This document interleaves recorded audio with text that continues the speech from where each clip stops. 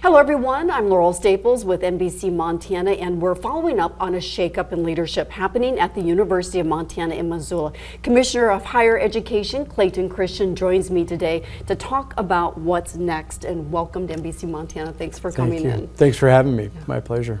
Well, this came as a big surprise. Was it a surprise to leadership, a surprise to you as well? Yeah, it was a surprise. The timing certainly wasn't anticipated. You know, I guess the bottom line answer to that question is when we hired Seth 8 years ago, he said he was an 8 to 10 year president, and this probably wasn't the last career in his life. So we've had conversations, he and I, over the last year, you know, sort of what a transition plan may or may not look like and what his next steps were. I hadn't heard this version, and so this part came as a surprise, and it certainly feels abrupt to those on campus. I understand that completely. Yeah, a lot of students coming to me surprised. Your message to them? You know, we're going to keep doing what we're doing. I think Seth did a good job in his letter to the campus to say this isn't all about one person. That campus is a collective of people working well together, functioning at a very high level. They'll continue on that path. We'll continue to serve students, meet students with what their needs are, and make sure that we're looking forward to the future. I feel good about it, and I know confidently that that institution will take care of the students that are there and those for generations to come. All right. Bodnar signaling a potential run for U.S. Senate. Your reaction to that? You know, I guess participation in governance is always an important step. He said really almost nothing to me other than this announcement that he was stepping down. I certainly read the news, see the news. I've heard bits and pieces, but I think purposefully, just for that divide between his current job and what he may do next, he said really nothing about what their plans are, other than what I've read in the releases that give himself some time and space to think about what's next. And speaking of what's next, walk me through the process of filling that position. Yeah, so that's probably a ever-changing process. You know, I've been at this a while now. I think I just started my 15th year. Chaired my first presidential search before I was in this role, so I've done a number of these. It's changing a bit. Who you're trying to attract, how quickly you're trying to attract them. One of the things that we've talked about on campus for the last few days since the announcement is what's best for the University of Montana. And in my humble opinion, what is not best is a long, protracted search. I think we don't need a big reset. We don't need a revisioning. We're not looking to reinvent the wheel. I think that reset, frankly, happened when Seth was hired, and I think that campus has come a long ways, and they got a lot of things going their way. Enrollments have seen some growth, which is unusual in this, well, across the country right now, it's unusual. Their retention is record high. Their ability to serve students really has never been better, and I think they're doing a really good job. They're on the right trajectory.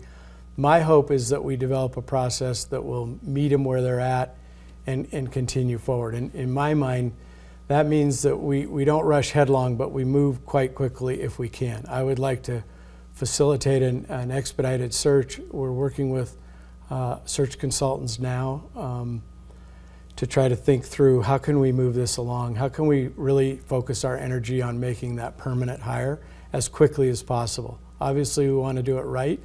We want to make sure that we're turning over the right stones to make certain that we've got the right individuals in the pool, and then that those individuals get the right amount of vetting and consideration. But my hope is that this is weeks, maybe months, okay, but it's not 6, 8, 10 months, which normally has kind of been the progression of a presidential search. You know, we just finished the one in Bozeman. That announcement, followed by the new hire coming on board, was a year in the making. I don't envision anything like that. I think we'll try to move quickly forward if we can, involving campus in the appropriate tracks for shared governance to have input, meaningful input into the process, but to try to move as quickly as we possibly can.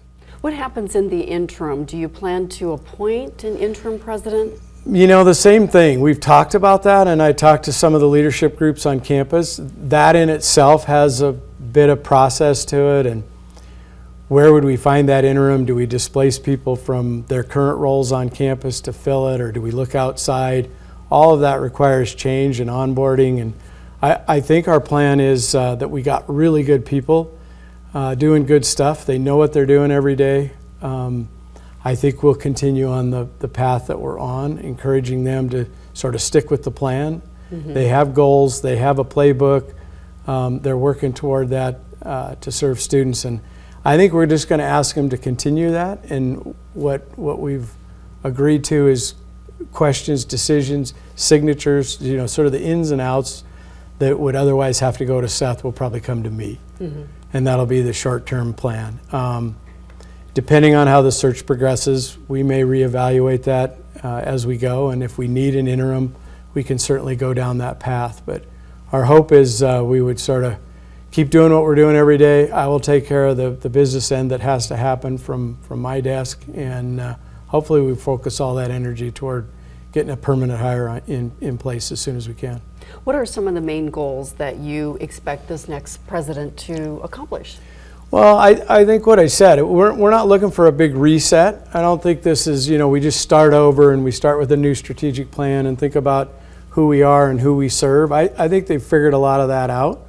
I think it's really somebody that can pick up the momentum that they've built over the last 4 or 5 years and move forward from that. Mm-hmm. I think the current day president leaves the academic to the scholars that are on campus and focuses on fundraising and community outreach and building the message with the legislature, with, you know, sort of all of the partners, including my office, the regents, the communication that's required, and then communicating on campus, off campus, making sure everyone's sort of pulling in the same direction, if you will. I think that's really the person we're looking for, someone that can inspire campus to meet their full potential. Sure. Someone that can help create vision and structure around how the campus gets to where we think they need to be. Are you already receiving some interest? Absolutely. Yeah. The phone's ringing and people are interested in us and we're interested in people. So I think it'll... Any names you can share at not this time? Not yet. They probably wouldn't love that anyway. But yes. Yeah, no, it won't be long. We're moving as quickly as we can. I think the paperwork end of this search firm will be done in the next few days, and then we'll have at the University of Montana website, we'll have a presidential search page up there, and we'll be sharing information and how to apply and how to nominate individuals, and all that should happen relatively quickly. So the search will officially launch in probably, like you said, this week, just in a couple days? Yeah, so my hope is as later in the week that we'll actually have a firm in place and they will have begun the search. Okay. Yeah, our goal is to have that up and going as quick as we can. Mm-hmm. And looking at the overall health now of the university system in Montana, what do you visualize for the future? Well, I think that's a broad question. You know, a lot of things moving at a national level as well. The number of graduates coming out of high school is declining nationwide. Double-digit declines many areas around the country. Montana's seeing a bit less of that. But still, the projection is there's less high school students coming out than there once was. And, you know, sort of the perception, whether you need to go to college or not, has waned a bit. I think the truth of the matter is there's a lot of reasons to go to college.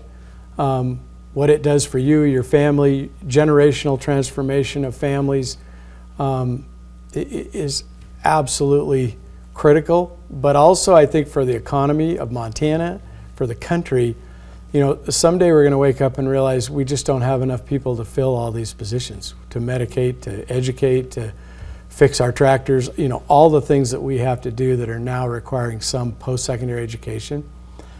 We're falling behind as a country and as a state. We've got 55% roughly of adults with post-secondary education, and every economist would say we need more like 65%. And all the new jobs are requiring some post-secondary education.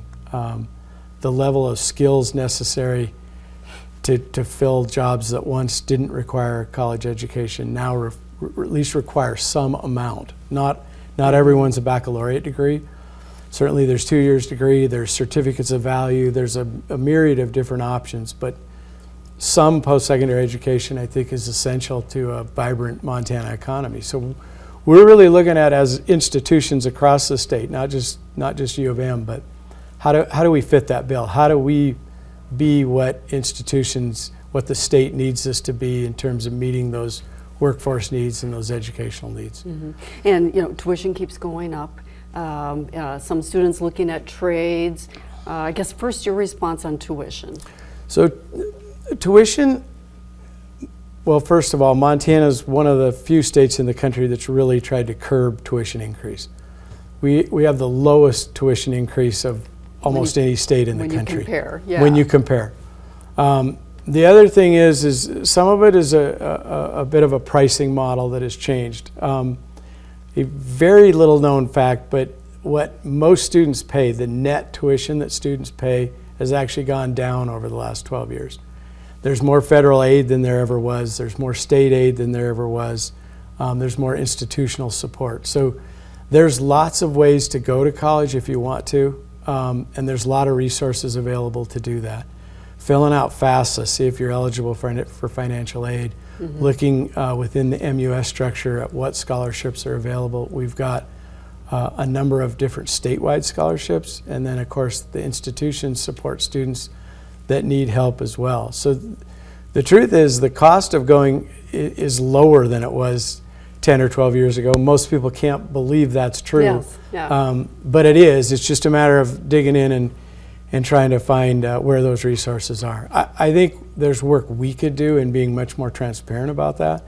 And that's really an effort that we've started between Missoula and Bozeman to talk about how can students find out what the real cost is and sort of avoid the pricing game that's going on all around the country. Mm-hmm.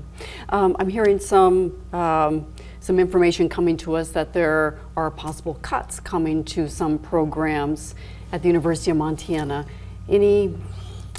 Any confirmation on that? What can you help? No confirmation. I will tell you that nothing of that nature's come to the regents or my office at this time. Obviously, campuses work day in and day out on a very dynamic budgeting process.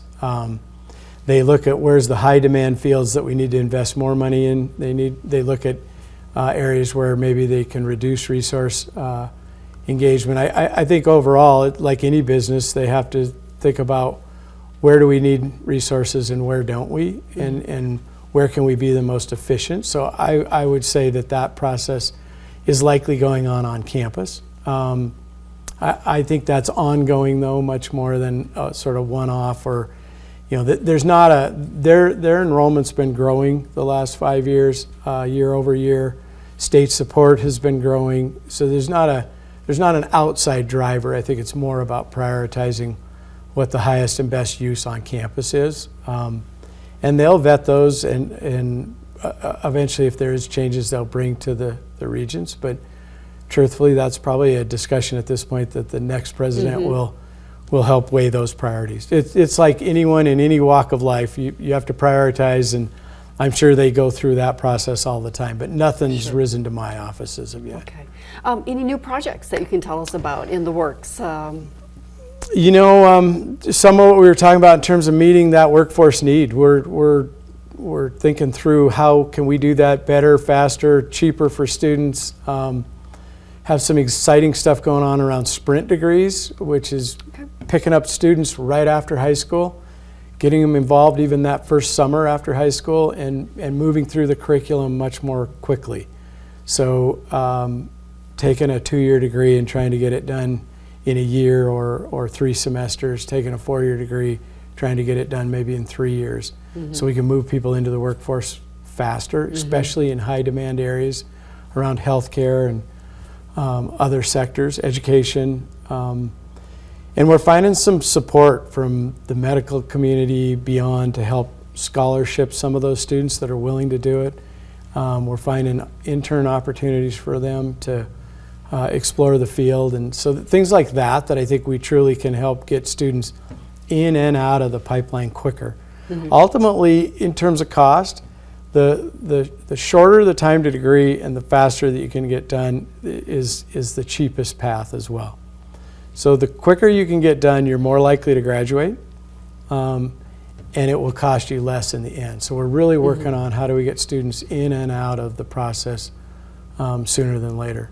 To make that a quicker time frame. Okay. Time's sort of the enemy in higher education, both in obtaining the degree in terms of statistical probability of finishing, but also in cost. The longer you stay, the more it costs. And a big cost associated with higher education is fees, is room and board, is living, more than even the tuition side of it. And so if you drag that into 5 or 6 years, it costs you a lot more to obtain that degree than if you can get done in 3 or 3.5 or 4 years. Especially if you're juggling a job on top of it. Yeah.